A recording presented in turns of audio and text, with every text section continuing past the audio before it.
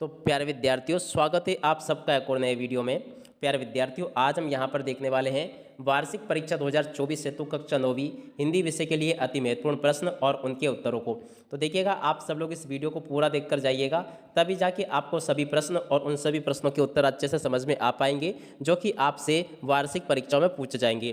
तो चलिएगा, जल्दी से हम आगे बढ़ते हैं, देखते हैं और समझते हैं कि आपकी वार्षिक परीक्षा 2024 कक्षा 9वीं हिंदी विषय में आपसे कौन कौन से क्वेश्चंस पूछे जाएंगे और इन सभी का सॉल्यूशन आपको कैसे पूरा कंप्लीट कर लेना चाहिए। देखिएगा प्यारे विद्यार्थियों, यहाँ से आज मैं आपको 2 अंक वाले, 3 अंक वाले और 4 अंक वाले सभी के सभी महत्वपूर्ण प्रश्न और उन सभी प्रश्नों के उत्तरों को बताने वाला हूँ। अगर आपने इस वीडियो को पूरा देख लिया ना, तो यहाँ से आपका एक भी क्वेश्चन मिस नहीं होगा। तो चलिएगा, जल्दी से हम आगे बढ़ते हैं, समझते हैं कि आपके पेपर में कौन कौन से क्वेश्चंस पूछे जा रहे हैं और उनको आपको किस प्रकार से पूरा याद करना चाहिए।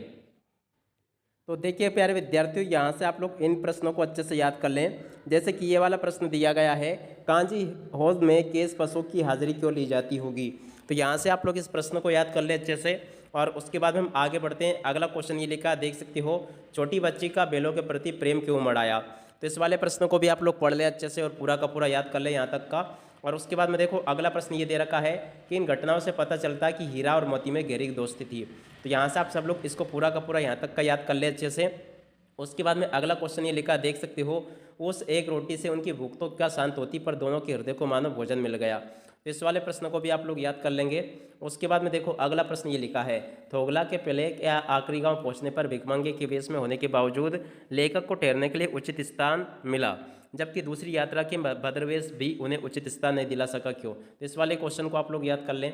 उसके बाद में देखो प्यारे विद्यार्थियों, एक ये वाला क्वेश्चन दिया गया है, इसको भी आप लोग अच्छे से याद कर लेंगे। और उसके बाद में देखो, अगला प्रश्न ये लिखा है, लेखक ने शेखर विहार में सुमति को उनके यजमानों के पास जाने से रोका। तो ये पूरा का पूरा जो प्रश्न लिखा है ना, इसको आप लोग यहाँ से देख लें और अच्छे से याद कर लें इसको। उसके बाद में देखो, अगला प्रश्न ये लिखा है, प्रस्तुत यात्रा वृत्तांत के आधार पर बताइए कि उस समय का तिब्बती समाज कैसा था। तो इस वाले प्रश्न को भी आप लोग पढ़ लेंगे। उसके बाद में देखो, अगला प्रश्न ये लिखा है, मान सरोवर से कवि का क्या अभिप्राय है। तो देखो, मान सरोवर से कवि का क्या अभिप्राय है आपको बताना, यहाँ से आप लोग याद कर लेंगे। अगला प्रश्न ये लिखा, कवि ने सच्चे प्रेम की क्या कसौटी बताई है। तो इसको आप लोग याद कर लेंगे। और उसके बाद में देखो, ये वाला प्रश्न दे रखा है, तीसरे दोहे में कवि ने किस प्रकार के ज्ञान को महत्व दिया है। तो यहाँ से आप सभी लोग इस प्रश्न को भी पढ़ लें।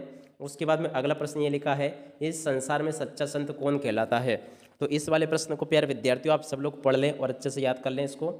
उसके बाद में देखो, अगला प्रश्न ये लिखा है, अंतिम दो दोहों के माध्यम से कबीर ने किस तरह की संकीर्णता व्यक्त की है। तो यहाँ से आप सब लोग इसको पढ़ लेंगे और अच्छे से याद कर लें इस वाले प्रश्न को। उसके बाद में कुछ और क्वेश्चंस बताता हूँ जो कि आपसे पेपर में पूछे जाएंगे। अगला प्रश्न ये लिखा है, रस्सी यहाँ पर किसके लिए प्रयुक्त हुआ है।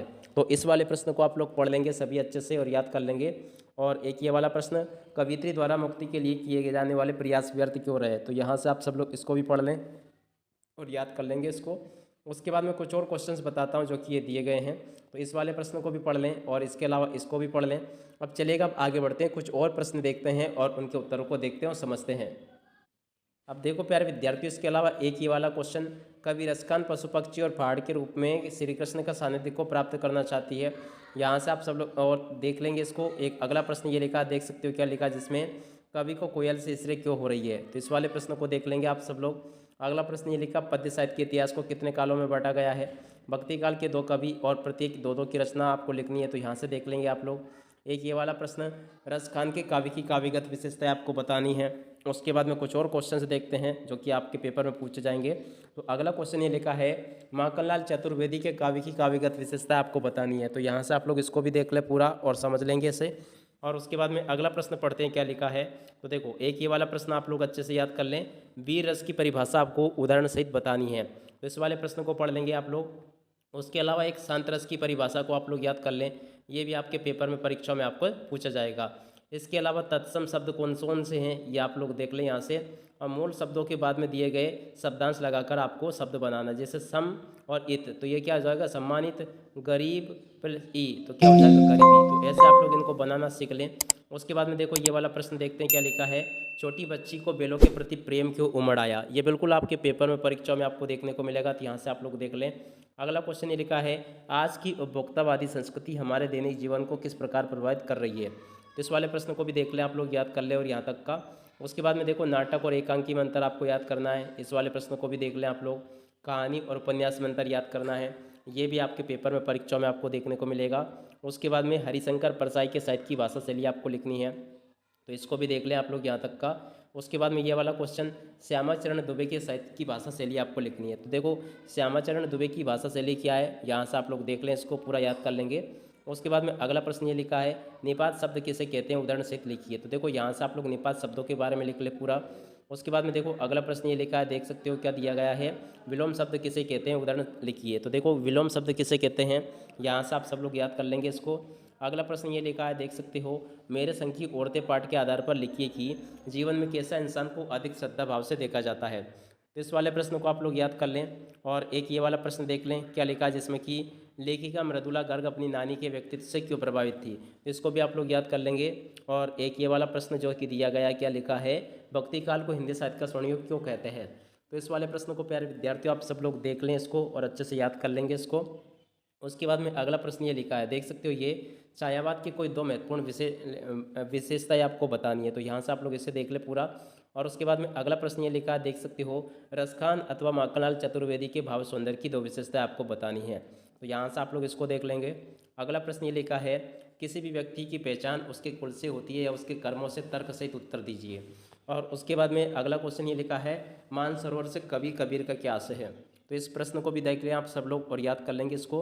अगला प्रश्न ये लिखा है, देख सकते हो, कवियत्री ललित का घर जाने की चाह से क्या तात्पर्य है। तो इसको भी आप लोग देख ले पूरा और याद कर लें यहाँ तक का।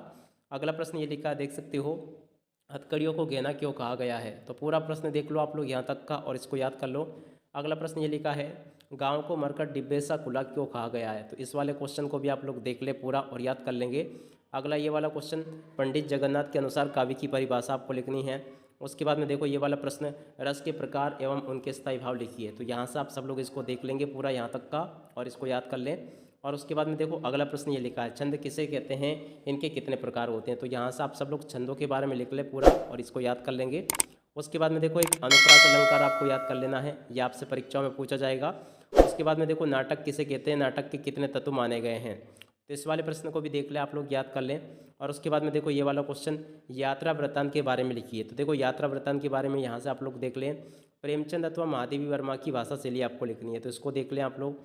उसके बाद में देखो एक ये वाला क्वेश्चन, अपनी यात्रा के दौरान लेखक को कौन कौन सी कठिनाइयों का सामना करना पड़ा। तो इस वाले प्रश्न को भी आप लोग देख लें, पढ़ लें और अच्छे से याद कर लेंगे।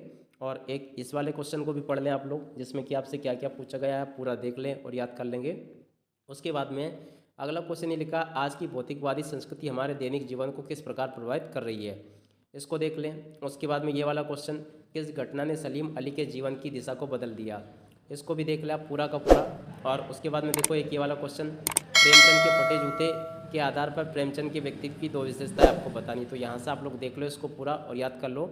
और उसके बाद में देखो यहाँ से आपको इनके पर्यायवाची शब्द लिखने थे, कोयल के, बिजली के, सरस्वती के, राजा के। तो यहाँ से आप लोग देख ले इसको।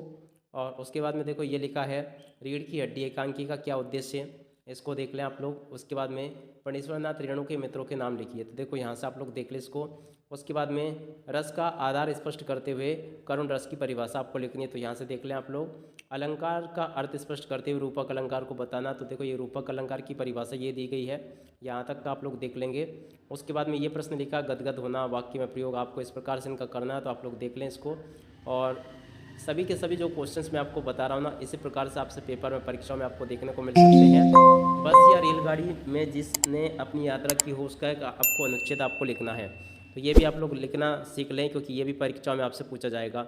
उसके बाद में इसकी संदर्भ प्रसंग व्याख्या करनी है आपको। ऊंचे कुल की निंदा हो, ये जो कबीर की पंक्तियाँ है उसकी आपको करना है। तो देखो यहाँ पर आपको संदर्भ इस प्रकार से लिख लेना है और प्रसंग इस प्रकार से कर देना आपको पूरा। भावार्थ ये लिखा है। तो इस प्रकार से आप सब लोग देख लें इसको।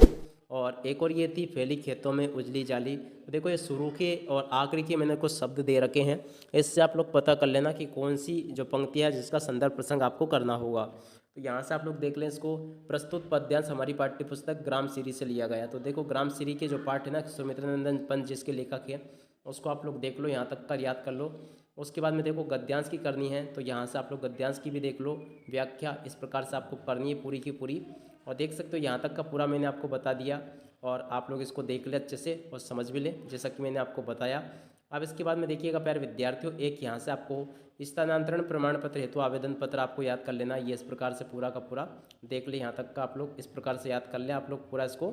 उसके बाद में देखो प्यारे विद्यार्थियों, ये निबंध यहाँ से आपको एक तैयार कर लेना है। और खासकर प्यारे विद्यार्थियों, एक शुल्क मुक्ति का आवेदन पत्र जरूर आपको याद करना चाहिए। ये बिल्कुल आपके पेपर में परीक्षाओं में पूछा जाता है। तो देखिए प्यारे विद्यार्थियों, शुल्क मुक्ति हेतु आवेदन पत्र ये रहा। यहाँ से आप सब लोग इसको देख लेंगे और अच्छे से याद भी कर लेंगे। कैसे याद करोगे, देखो श्रीमान प्राचार्य महोदय और अपने शहर का नाम यहाँ पर आपको लिख देना है।